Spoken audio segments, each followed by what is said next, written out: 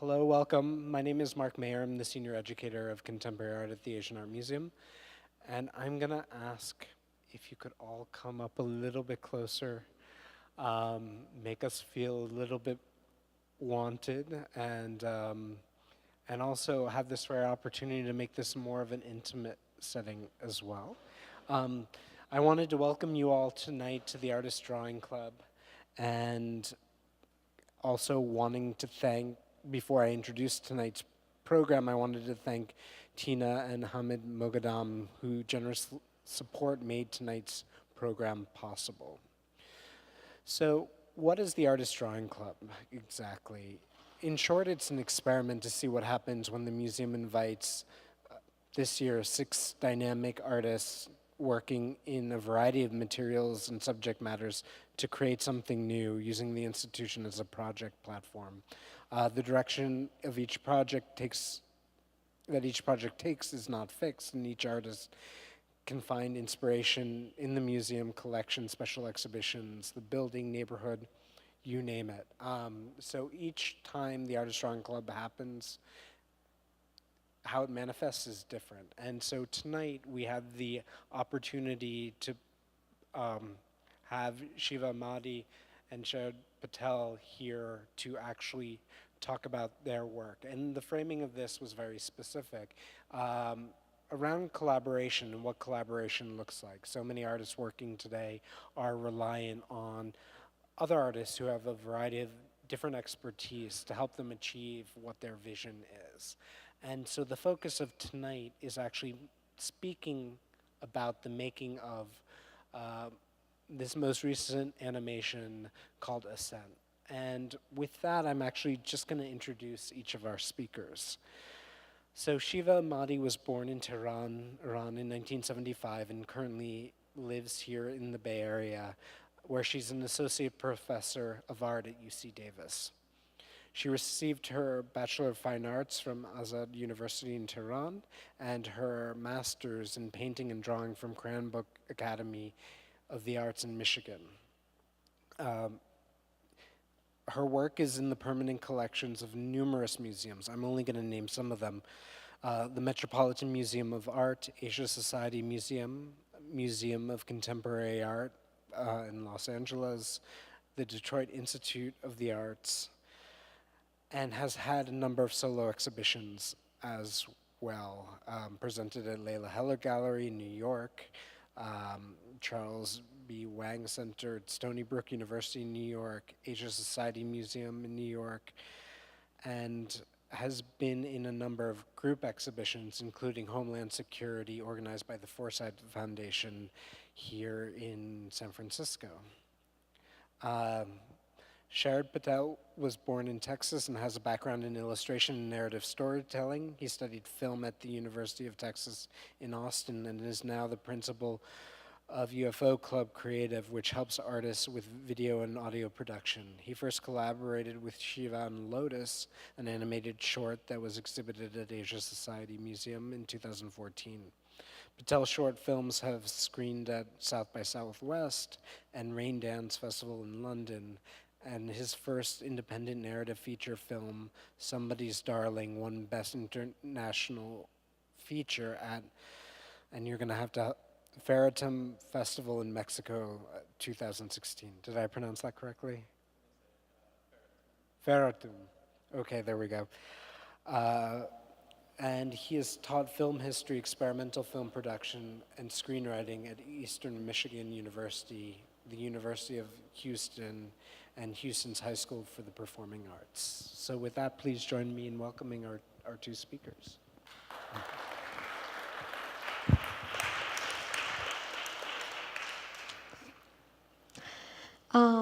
Okay, thank you so much, Mark, for such a nice introduction and for inviting us to be here today as part of the Artist Drawing Club.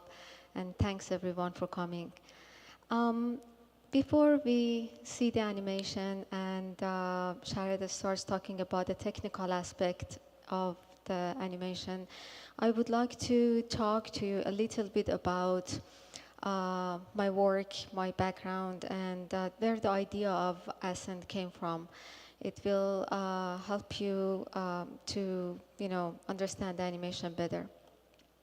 So I grew up in Iran. When I was 4 years old, the Islamic Revolution happened, and 2 years later, the war between Iran and Iraq started, which took 8 years to finish. It was a very difficult time with daily city bombings, a lot of death of family and friends, and the whole country witnessed lots of anxiety, uncertainty, and instability. And I think maybe this is one of the reasons that growing up in this kind of condition make you very sensitive toward your surroundings. And I think it's maybe one of the reasons that I am always somehow reflect on the, current international, political tensions and global affairs in all my work. When I started pursuing art seriously and professionally, I didn't want to make an artwork that was very too straightforward and right to the point. I wanted to do something that was more narrative, that that has a story in it. I love a storytelling, and I guess it's also, I think it is a great tool to convey the message and also engage the viewer for a longer time in front of the work. So it's also cultural for me because growing up, we had lots of Persian and Indian miniature painting all over our house. And when I was a kid, I used to sit in front of them. And there are a lot of animals in these paintings, and there are a lot of story, of course. And I didn't know anything about the concept or the story behind those, those miniature paintings, but I just love to sit in front of them and kind of imagine what's going on if these, creatures or these animals start moving, and then they become, then there was the whole, basically everything would, there is a story in my mind, and sometimes some of these animals would lose, some of them would win, and it was, I think I was a very hyperactive kid, but anyway, it was something that kind of, in a way, I think stayed with me. And to this day, animals are a big part of my work. They are, they run the whole show in my paintings, and they say the story from the beginning to the end. Now, then, basically, in 2013, when I had my solo show in New York, I was approached by Asia Society Museum in New York, and they commissioned me to do something for their In Focus exhibition series. And it was a great opportunity because I got to create something that I've never done before. And right away I thought about, one of my paintings and how can I animate that? How can I start moving them and, kind of bring all those creatures, all those stuff into life? And the thing about painting, which I really love, and I am a painter, I always consider myself as a painter and a 2D artist, is that it captures only a second of the story. And I just wanted to say a lot more. So I thought that I'm going to make an animation of my lotus painting, which is this one that you can see here. And it is because one of the reasons was that it was one of the biggest, painting I've done. And it was watercolor and all of my works. But also it was very narrative. So this painting was done a year prior to the time that I decided to make an animation. And as you can see, the leader is sitting on a throne on a lotus flower. He is offering bombs to the, monkeys and all other animals that are beneath him, and so I thought that what if this starts to move, and I'll make some, I'll bring the element of time to to this work, and it should be very cool. But people who know me knows that I am not very good with technology, in a way that I even have sometimes, I have problems sending emails sometimes. But so as soon as I said to my friends I wanted to make an animation, everybody started laughing at me. And so I decided that I should work with someone who is a professional, and not only an artist himself, but also, has done, has lots of experience. And that's how Sharad and I met. And the first time I saw him, I told him that I want to make an animation. I wrote everything down. I have the story of the lotus, which was actually very easy. It was just like, all in the piece of paper. And I was like, so can you make an animation of this for me? And he was looking at me, just thought that I'm joking. And then he basically started educating me that, animation 101, that how you have to make an animatic and all these sequences and put them together. And then I have to, well, he started making me work really hard. Anyway, Lotus was a very, it was a great collaboration for both of us. It was very labor intensive, and the idea was that it would start with, it would start with, that's good. It would start with basically the, instead of, the way that I started was the way that I did the whole painting. When I was a kid, I sat in front of the painting, and I looked all these creatures start moving, and just like when I was a kid, and I put everything down, and I put them into the sequence when this thing needs to move, when that thing needs to move. And the story was that, the tyrant that is sitting, that I will start the animation with the Buddha, which is who is a symbol of prosperity and calmness, and through the action of these monkeys in the next 10 minutes that are juggling and playing very carelessly with explosives, the Buddha turns into the tyrant. So it took about 9 months to make Lotus, and it was, I guess, when we met, both of us really underestimated how, what an ambitious project this is. He actually gave me a very low budget for it.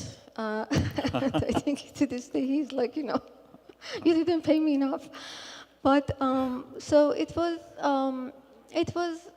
turned out to be a beautiful project. And it was shown in many places, and it's actually in many really great collection right now.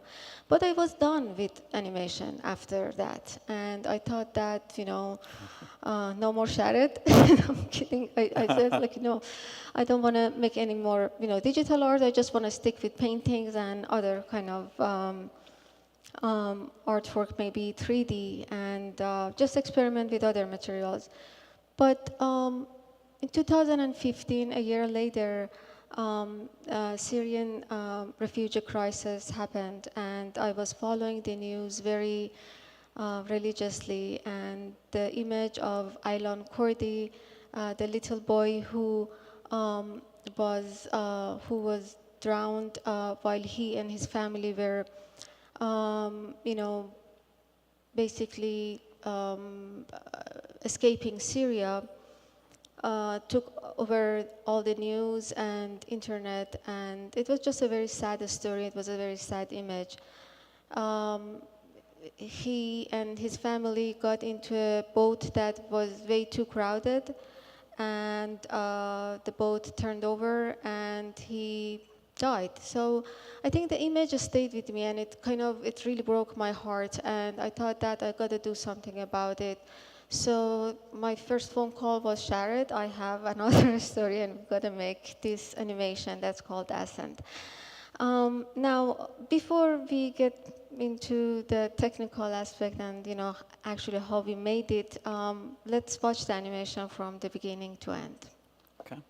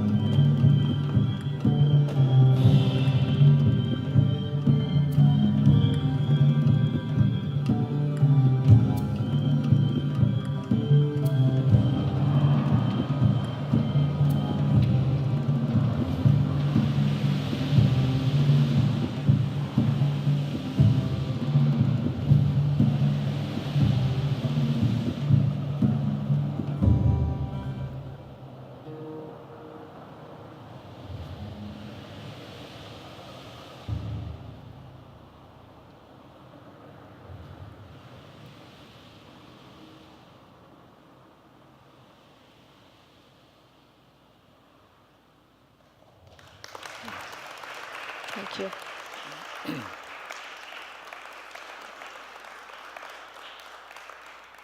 Thank you so much. So, how do you want to start? Well, I got a phone call from you a few years after we had worked on our first animation, Lotus, and you said you had an idea for a new animation, and that's how our collaboration starts, is the narrative concept, which you've already said that was your ambition, was to create a narrative. Yes. And so the first form this animation sort of materializes, looks like this. That's what I gave you. Can you make an animation out of these stories? Yeah, and so I asked Shiva just send me a list, and she sent this initial numbered list of shots. Now, what's interesting is for the first animation that I worked on with Shiva, I was animating a painting, which you saw as the first slide, that already existed. In this case, there was no painting.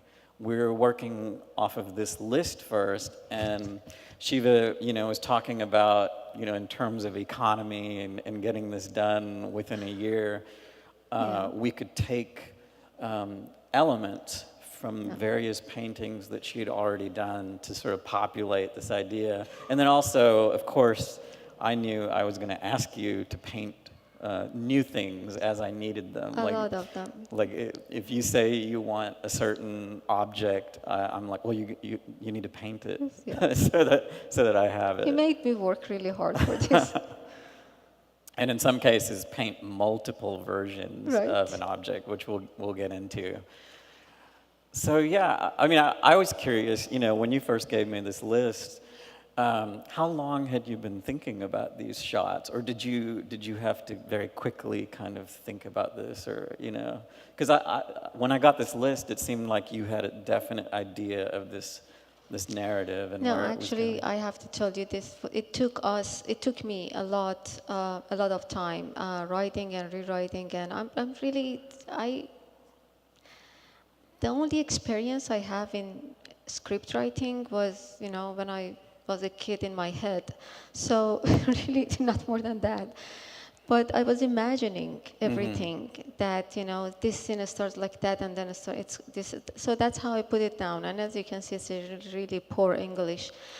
But, and then you told me that I have to do everything, do all the drawings and put them in different, you gave me a format, right? Yeah. Yeah. So the next step was, since we talked about these shots, I needed, from my viewpoint, it's like I don't even have a visual reference. So Shiva made sketches of the different shots, really quick sketches, and you can even see there's like numbers as to Shot what each sketch goes to, and basically, a bunch of cards of every shot. I guess that's your floor at your house. And so this is how we work, because we've worked remotely. I was in Houston, and at this time, I was in California. You're in California, okay. So we would just have phone calls and send each other, images. Like, so this is one of the first things that I got sent was, okay, here's all the different shots sketched out. Now, after this, you got the story, you got the drawing. Can you make this animation? And so what I did then was I put the shots that she had into what we call an animatic. In this case, it's really simple. It's almost like a film strip, but there's a little bit of motion, camera motion, and then there's some objects that I would move around. And I numbered the shots. So at this point, what we've got here is her illustrations put into a timeline. So then I can show show Shiva this and say, is this the timing that you were imagining? And also, is this working? Yes. Like this is finally in this sort of movie format, your idea and your sketches. If there's any changes, we should make them now, because with animation, it's not like you're working with actors and can do a retake. If you change your idea, you have to go back and animate everything all over again. And he made sure that I know it is going to be extra cost if I change my mind, which I do a lot. So yeah, you can see that, she had a description of one figure throws a bubble to another figure. And for me, I just used a circle to illustrate that. Yeah. But you're using your imagination to, since we'd worked together, you knew that this was not how I was going to present the final thing. It was going to be better than this. I don't know, when you first see animatic like this, I've always wondered, like, do you get worried because it looks nothing like the final one? It scared the hell out of me. None of them are even in line, and that, white thing was moving, and I just didn't know what you mean exactly. So this is one of our problem was that it was a long-distance relationship, and just like any long-distance relationship, it has its problems. And so I had to either constantly call or email and just make sure that we are on the same page. Mm-hmm. But this was also a way of you working out ideas, because some of these shots we ended up not using. And at least at this stage, you could kind of see. And also the music you're hearing in the background, I always put in, it's like a tradition now, I always use this piece of music as my temp music, because it's so evenly structured that it's easy to change shots on it. And at the end, I kind of got used to this music. I didn't want to change it to the one that it had. So. The danger of temp music. Okay. So, going from those sketches, one thing that Shiva always, she kind of, emphasized is that she did not want this to look like some sort of perfect, clean, digital smooth, mechanical-looking thing. She wanted to sort of preserve the feel of her paintings. And so, I'm calling this the painting aesthetic. And for me, on one level, that meant like a watercolor aesthetic, which includes like the texture of the paper, the way that water creates, like a water-stained look, and the way colors kind of blend with each other. That was all a part of preserving it. And then also, this idea that maybe we could use motion, like the motion of moving water flow or painting that's like bleeding into a paper in a way. And then the other aspect that I kind of was interested in was, as far as the actual motion of it, I didn't want it to look perfectly smooth, so I did certain digital tricks or certain digital techniques to make it look more handmade. Things like having the lighting flicker and change, not having everything move one frame at a time, so that sometimes it's not so perfect. Yes. I didn't try to get motions perfect. I tried to make it look have a little bit of a stop motion feel to some things. And I think it's one of the reasons that I was very lucky with Sharad, because he's also himself an artist. So many of these things that I was explaining on the phone, that you have to put the watercolor effect and all these puddling effect that I create in my watercolor paintings. He would understand. He would create the same thing in his studio. Mm-hmm. So the first thing, the piece begins and ends with the tree. Yes.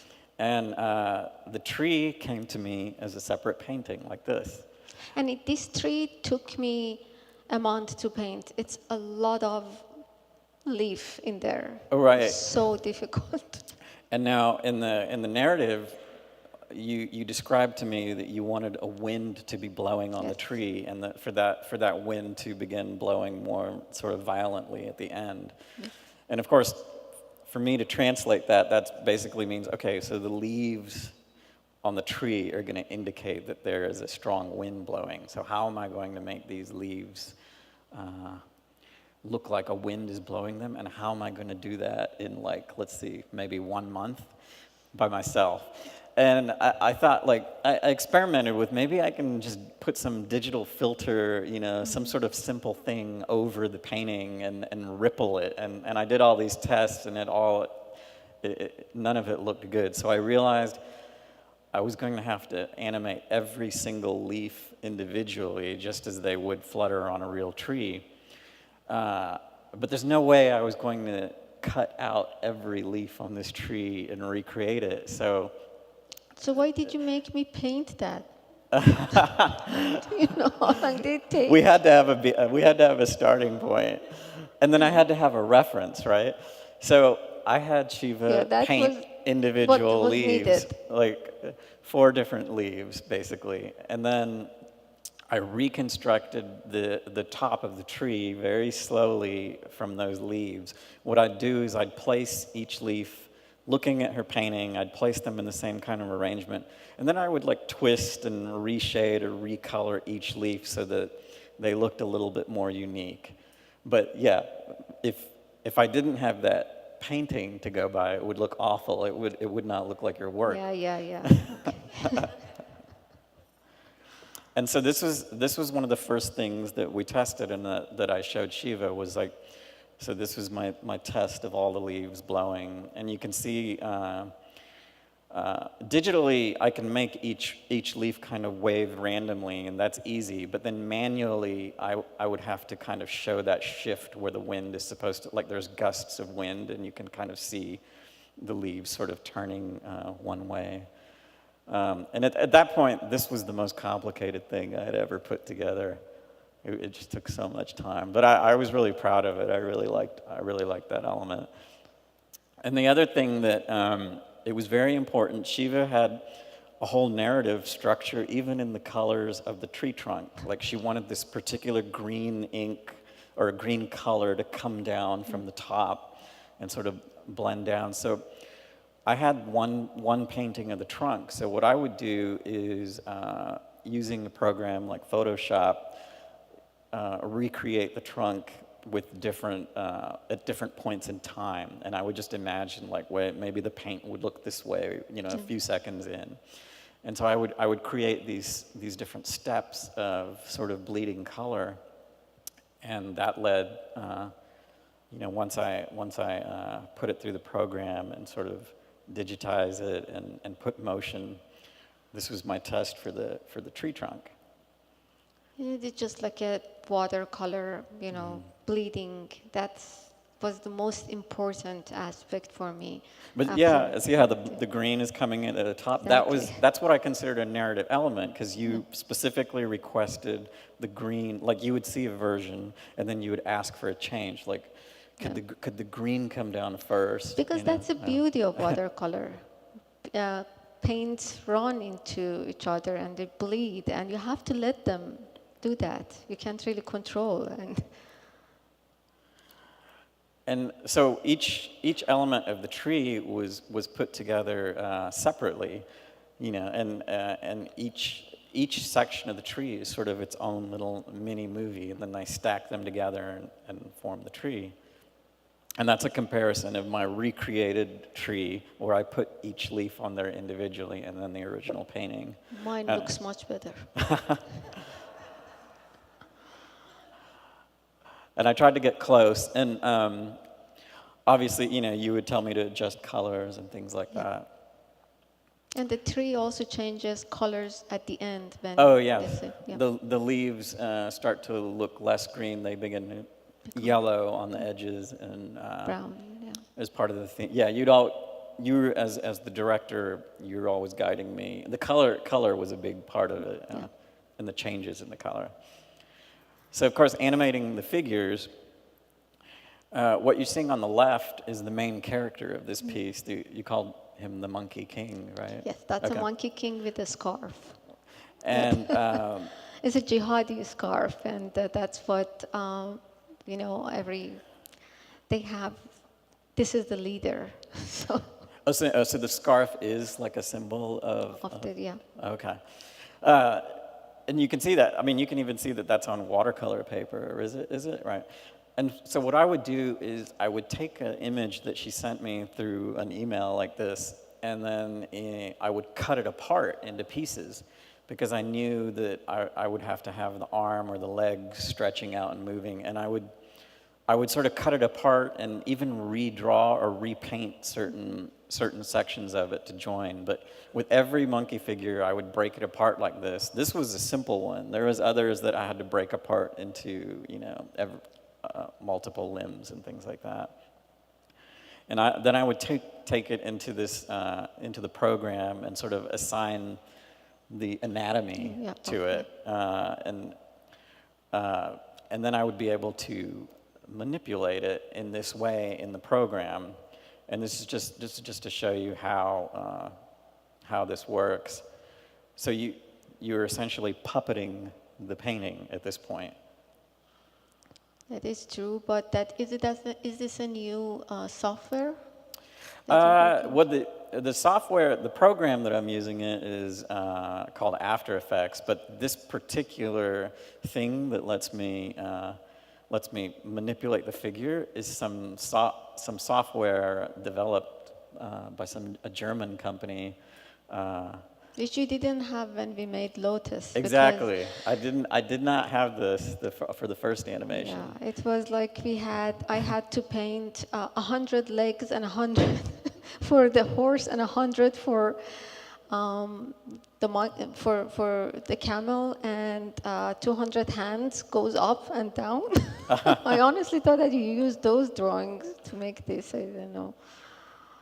And so then I would put that together and I would send a movie like this back to Shiva. So basically, Shiva's seeing all these elements separate. That in the beginning stages, you're just seeing individual elements, and I'm like, how does this look? Is this okay? And it was really important, like Shiva would notice maybe like, oh, could you make it look a little less cut out, or make it look a little more joined together? And so we would work on details like that. I was going to show something here is this tossing back and forth of the bomb is a major event in the piece. And in order to get that to look right, even though I don't want to make this, a perfect motion, or like scientifically accurate, like calculate like exactly how it should move, I still wanted a little bit of realism to give it some feeling. And so Shiva didn't even know this, but a lot of times I would act out the part and video myself doing the motion to try to. This is the first time. She's never even seen this, and it's just so that I would know like what would someone look like if they're throwing it back and forth and catching something with weight? Like, how far would you lean forward? And the easiest way to do that is just to mime it. And I put this together to show how, like, what I was matching it to.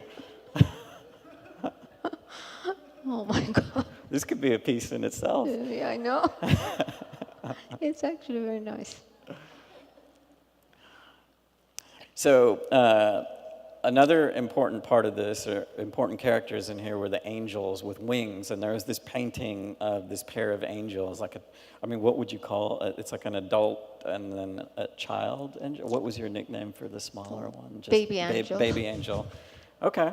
And then the baby angel is holding the figure. Doll, yeah. Right, the doll, which relates back to the it's the kind photo. of reference to the little boy. But, you know, there's a sentence that just says the angels are flying, you know, hovering overhead. So I knew these wings had to move. So That was my Christmas day, by the way. so how am Painting I going to make these angels. wings? How am I going to do these wings? And, you know, of course I'm going to try the easy way out. The first thing I'm going to try is like, will something really easy work? So I tried this, and it did not work. It looks Too very digital. digital. It looks like it just looks so obvious and clean. and yeah. So I knew I was going to have to ask you to do some work because we were going to go back to traditional animation where every frame is painted. And in this case, it's not every frame, but it's just every wing position. Wing position. So I looked up these references of wing positions, and then I sketched the different wing positions on top of the painting. And then this was my test, you know. And I really liked, you know, we talked about it, and I really liked the way this looked really handmade and really old school in the sense that it has imperfections and it just looks really handcrafted. And then Shiva had to look at every one of those frames and paint the wings from those various like positions. Yeah, 12 of them, and believe me, every feather painted with hand. But what I liked about it too was that since this was hand painted and you were just you're making an impression of that shape, it's not like accurate. Like the feathers are changing position yeah. frame to frame, but that's part of the charm of it.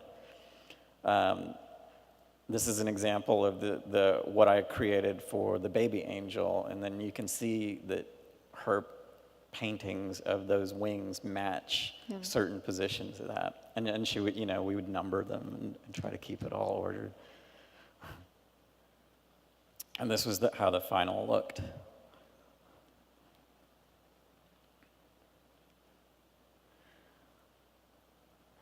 So the fireballs, it was the same thing. These fireballs that fall in the background, I knew you had to just paint me a lot of different versions of it, and then I would do tests like this to see how it looks.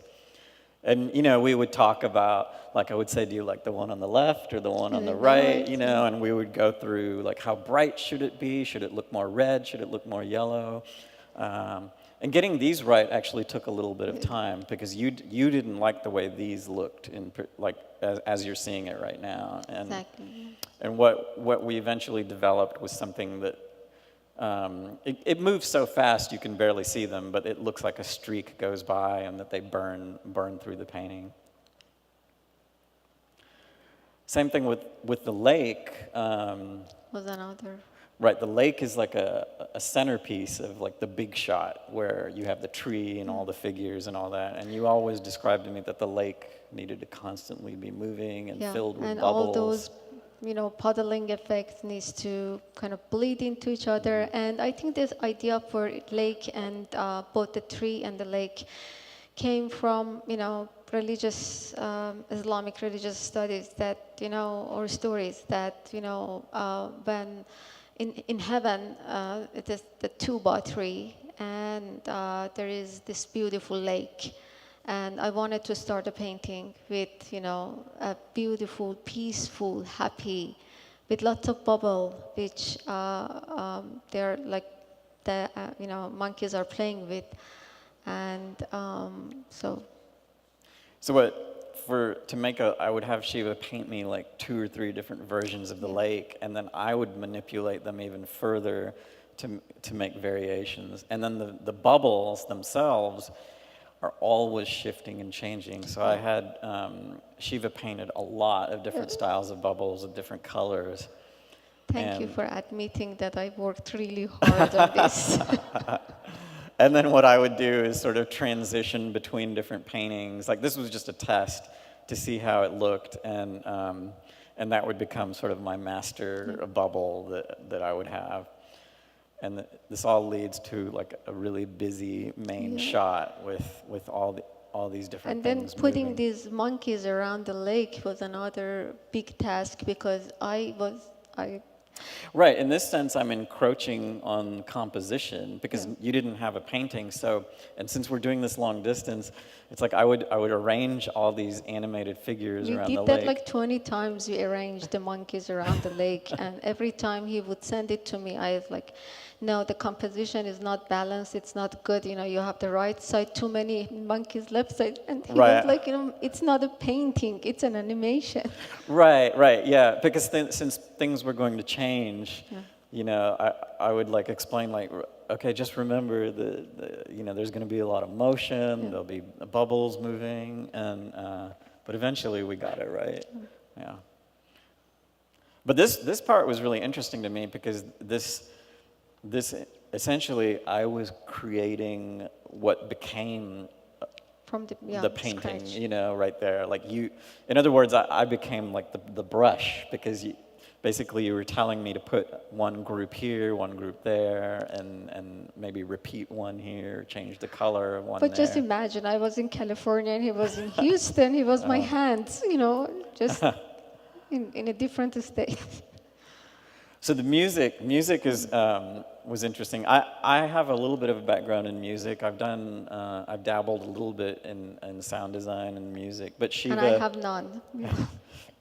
So in our first animation, we decided that there was no budget for original music. So our first attempt was stock music, and I found what was supposedly authentic, you know, traditional Persian instrument, you know, driven music, and I put the whole first animation to it, and I remember, you know, sending it to Shiva, and this is the style of the music. And what is this instrument called? Tar. The tar. And when I heard that, you know, with all these, you know, with the Buddha and, you know, the monkeys are playing with the bombs and stuff, and, you know, I think when I was a kid, there was this, you know, soap opera, you know, movie. This was the music for it. Right. And I was like, oh my God, I had a heart So attack. yeah, so I get this reaction, like you were horrified because it was like this is the kind of music that would be in a really cliche soap opera. Although it was a beautiful tar, you know, piece. Honestly, it was a beautiful piece, but it was not just working. But you know, I had no idea. So I decided to try to that we should bring in a musician, like somebody who's willing to work with us.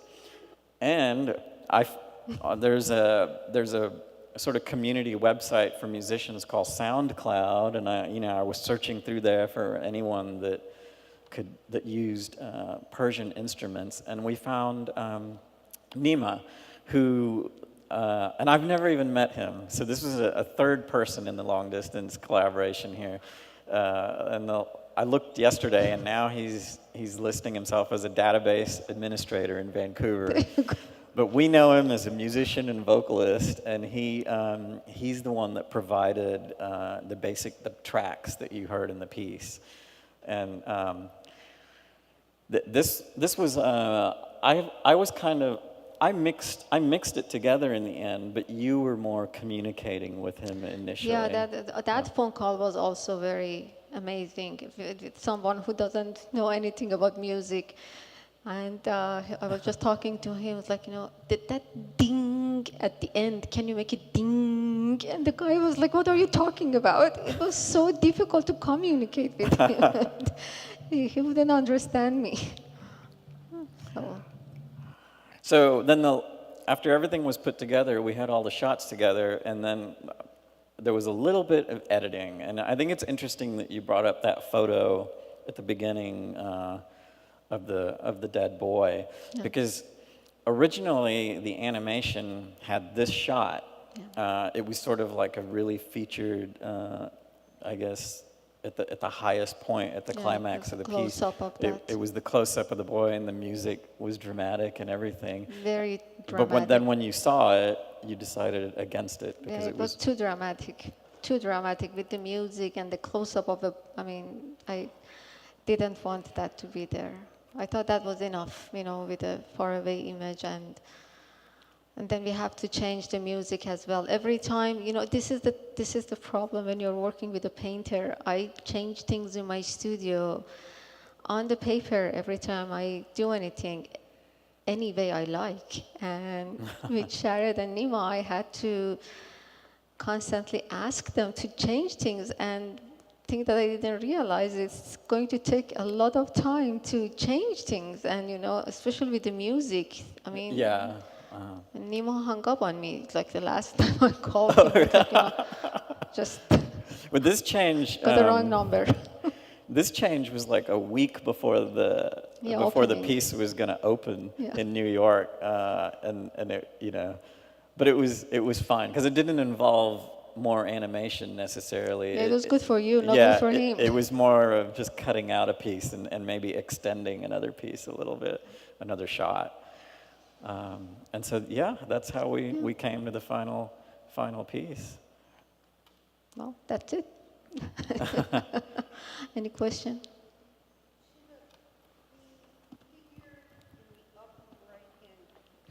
The figure in the upper right-hand corner of the monkey on its back, and he's a different color. He's like a gray, more of a gray figure. Which one is that?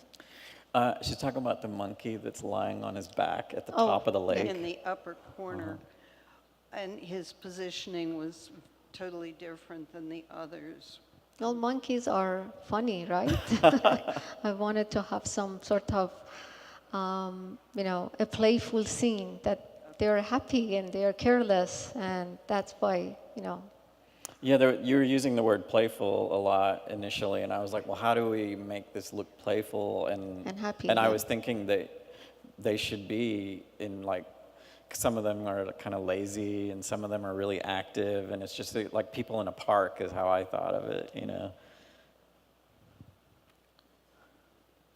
more? Thank you so much.